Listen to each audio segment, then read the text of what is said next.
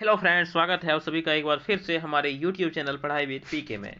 तो दोस्तों, आज हम ज्ञान सेतु के सुबोध कार्य पुस्तिका के अंग्रेजी खंड को पढ़ने जा रहे हैं। तो चलिए वीडियो शुरू करते हैं। तो आपका जो पहला सवाल है वो आपको दिख रहा होगा, सवाल दिया गया है। सॉरी, उससे पहले मैं आपको बता दूं कि आज जो हमारा सवाल है वो आपका पेज नंबर 40 का है। तो चलिए देखते हैं पहले सवाल को। पहला सवाल दिया गया है, You know how to describe things, place, emotions. Describe your school in about 8 to 10 lines. Use preposition to.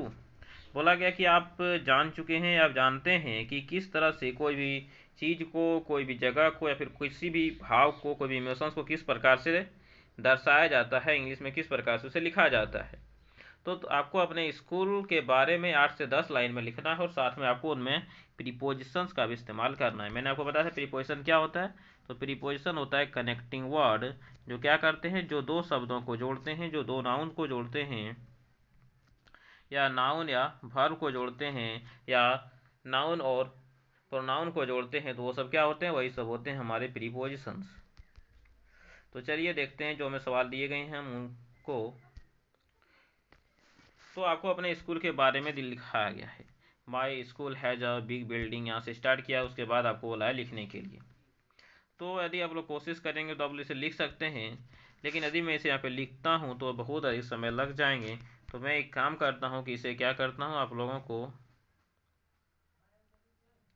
इसी तरह से इसे टाइप किया हुआ है, मैं इसे आपको एक बार दिखा देता हूँ, जहाँ से कि आप लोग इसे आसानी से लिख सकते हैं।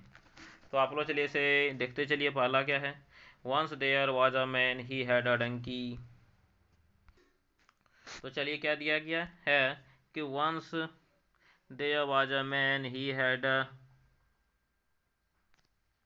सॉरी ये जो है वो हमारे दूसरे पीडीएफ लिए गए हैं, जो कि मैं आपको पहले बता चुका हूँ, या वह पीडीएफ नहीं है, इसलिए मैं इसे यहाँ से हटा देता हूँ। कोई दूसरा पीडीएफ आ गया है।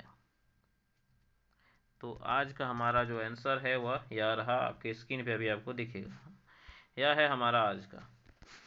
तो क्या है, my school has a big building, there are 10 classrooms, 1 kitchen, 4 washrooms, 1 store room, 1 staff room and office, principal office. तो ये आपको अपने स्कूल के बारे में बता दिए। फिर उसके बाद क्या बताए, उसके बाद यहाँ पे बताया गया है कि my school has a big play ground in mid of the school. देखिए यहाँ प्रीपोजिशन का यूज किया गया, in mid of the school. The principal office is in front of, preposition का यूज है। टू गेट ऑफ, प्रीपोजिशन का use है। Behind, preposition का यूज किया है मैंने। इस तरह से जब आप आगे देखिए तो बिटवीन, प्रीपोजिशंस का यूज है। तो आपको इसी तरह से लिखने थे, तो आप इन्हें लिख लीजिए। मैं आपको एक एक करके इनके लाइंस को दिखा देता हूँ।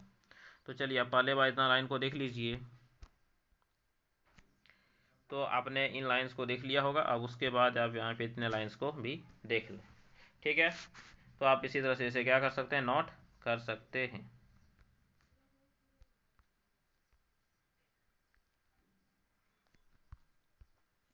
तो उसके बाद के सवाल को हम देखते हैं। इसके बाद का जो सवाल दिया है frame few questions looking at the pictures and answer them. बोला गया कुछ क्वेश्चंस बनाइए, इस पिक्चर को देख के और आप उसका आंसर दीजिए। जैसे कि नीचे यहाँ पे हमें एक क्वेश्चंस बना के दिखा दिए गए हैं, आप देख सकते हैं। यहाँ पे एक क्वेश्चन दिए गए हैं, where is teddy bear, the teddy bear is on the bed. तो सवाल है कि टेडी बियर कहाँ है, तो देख सकते हैं टेडी बियर कहाँ है। टेडी बियर कहाँ है, तो टेडी बियर बेड पे है। तो इसी तरह से आपको और सही सवाल बनाने के लिए बोला गया है। तो आप लोग यहाँ आराम से सवाल बना सकते हैं। अगर नहीं बना सकते हैं तो चलिए मैं आपको यहाँ पे सवाल बना के दिखाता हूँ। तो आप इसको ध्यान से देखिए।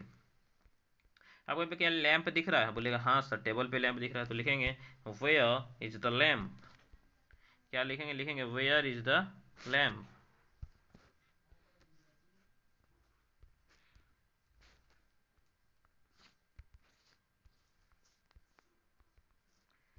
वेयर इज द लैंप, और क्वेश्चन था, उसके बाद क्या देंगे, क्वेश्चन मार्क देंगे। चलिए इसका आंसर लिखा जाए। इसका आंसर क्या हो जाएगा, the lamp is on the table. The lamp is on the table.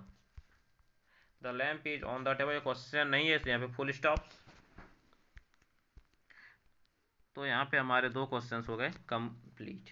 अगला जो हमें दिया गया है वो इस प्रकार है कि, चलिए बनाते हैं अगला। तो अगला हमारा हो जाएगा, यदि आप पिक्चर को देखें तो आपको आपको एक बॉल दिख रहा है, पिक्चर में आपको एक बॉल दिख रहे होंगे, देख सकते हैं ये बॉल है। बॉल कहाँ है? बेड और टेबल के बीच में। तो लिखते हैं where is the ball.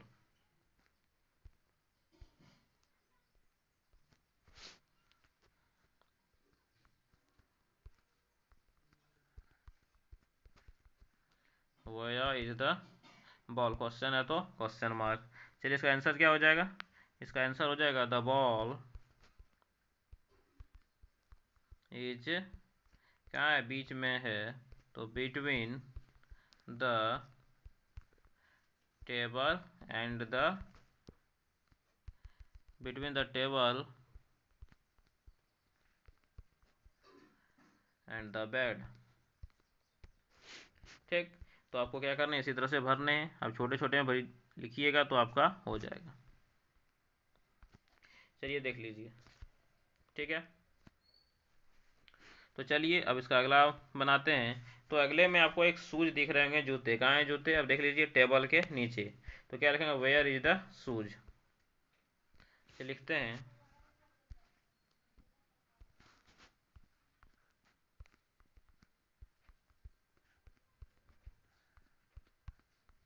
Where is the shoes, question mark. तो शूज कहाँ है वो मैं लिखने, तो shoes is under the table.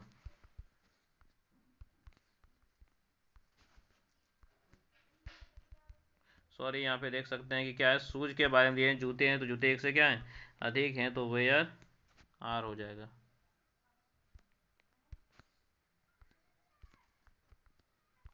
Where are the shoes.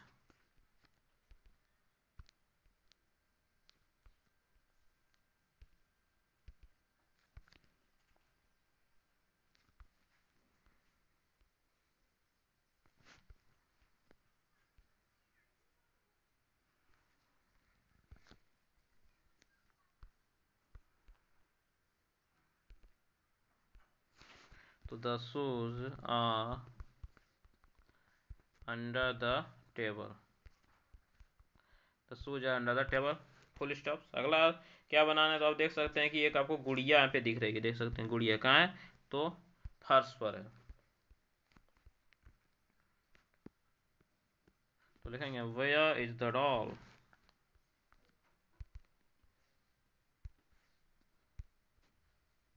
WHERE, where is the doll. सवाल है क्वेश्चन मार्क, तो क्या लिखेंगे? Doll is on the floor. The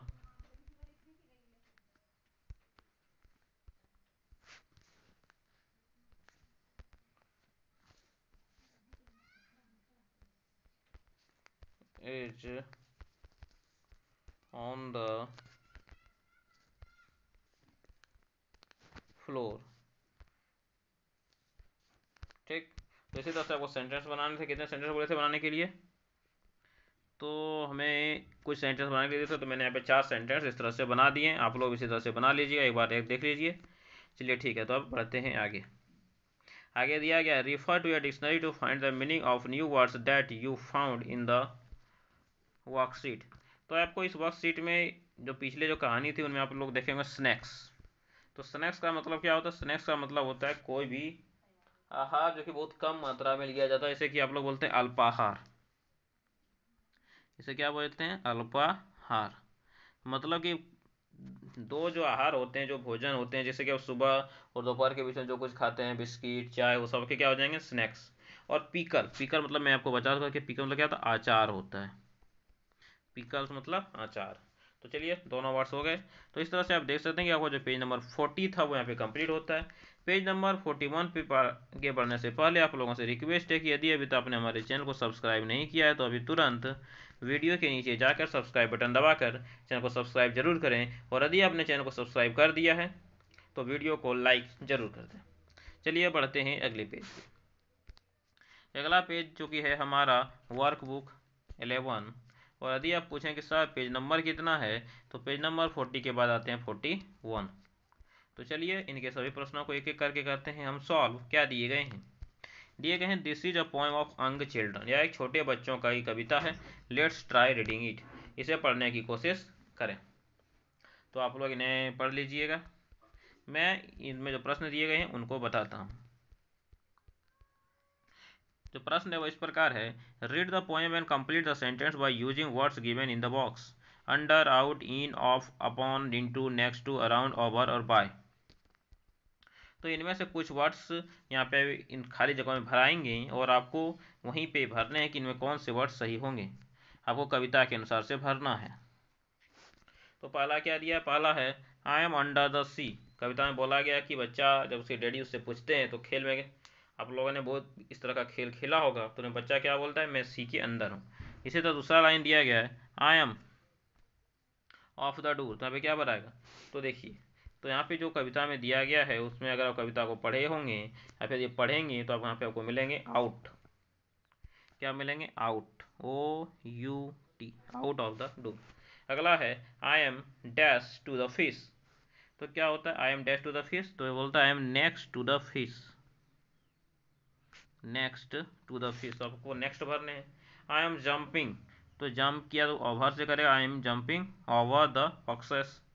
अगला and our dog has just come इन, तो यही आपको भरने थे जो कि आपको भरने के लिए बोले गए थे, तो यहाँ पे मैंने सभी भर दिए हैं। चलिए देखते हैं अब अगला कोई सवाल है क्या। नहीं, अगला सवाल नहीं दिया, ये पिक्चर हमें दिए गए हैं, तो अब इस पिक्चर को ध्यान में रखें, अगले क्लास में आपको इस पिक्चर से सवाल देखने को मिलेंगे। तो इस तरह से देख सकते हैं कि हमारा 41 समाप्त होता है। अगले वीडियो में हम देखेंगे 42, 43, 44, 45। लेकिन उससे पहले एक बार आप लोगों से फिर से रिक्वेस्ट है कि यदि अभी तक आपने हमारे चैनल को सब्सक्राइब नहीं किया तो चैनल को सब्सक्राइब करें, इसे लाइक करें और इसे अपने दोस्तों को ज़रूर से ज़रूर शेयर करें ताकि वह भी इन सभी वीडियोज़ का लाभ उठा सके। तो चलिए ठीक है, मिलेंगे अगले वीडियो में, तब तक के लिए धन्यवाद। जय हिंद, वंदे मातरम।